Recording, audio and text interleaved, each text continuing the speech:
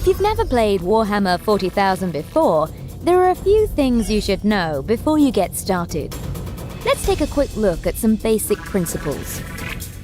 To play a game of Warhammer 40,000, you need to know how to win. Missions outline how to muster your armies, create your battlefields, and deploy your troops. They also include any special rules or information you need to know while you're playing. Maybe it's a daring night raid or a heroic last stand. In a game of Warhammer 40,000, each player commands an army made up of Citadel miniatures. Everything in your army has a value, which reflects how powerful or rare it is, and these values are used to make sure your games are fair, exciting battles of wit and skill. The mission you select will explain how big your army can be. You'll also want to know about units. An army is made up of lots of different units. All models in Warhammer 40,000 move and fight in the game as units. A unit might be a squad of soldiers, a tank, a monster, or maybe a powerful hero. If a unit consists of multiple models, then all the models in that unit will move and fight together. Make sure every model in a unit is within 2 inches of another model from the same unit at all times, in an unbroken chain, like so. This is called unit coherency. As we go through this How to Play guide, we'll explain more about units. But for now, it's important to remember 2 things. 1, all units in your army are friendly units. 2, all units in your opponent's army are enemy units.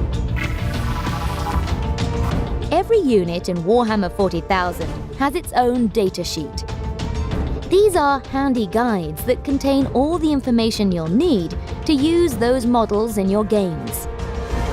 A datasheet tells you everything you need to know, from how fast your units move to how brave they are and the power of their weapons.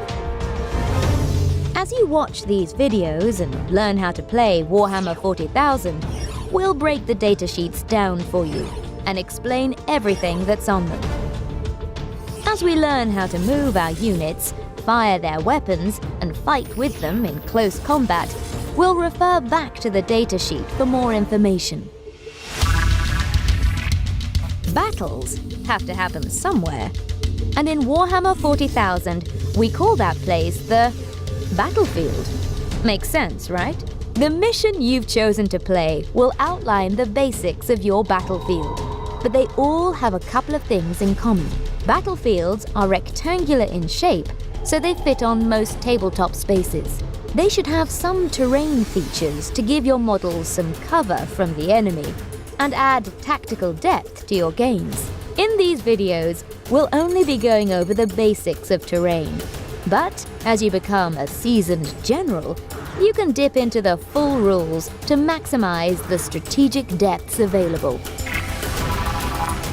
In Warhammer 40,000, we use measurements to see how far our models move across the battlefield, whether their weapons are within range of their foe, and all sorts of other situations.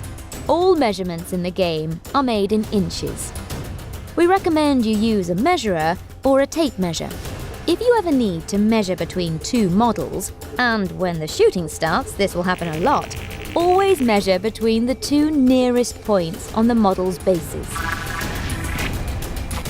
Even Space Marines sometimes miss their targets, and in a game of Warhammer 40,000, you'll use dice rolls to see if a shot hits its mark, how devastating an explosion is, or whether the nerve of your warriors can hold in the face of adversity.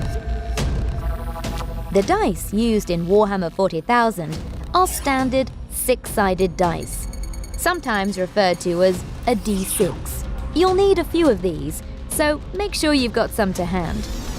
Sometimes you'll need to add your dice rolls together.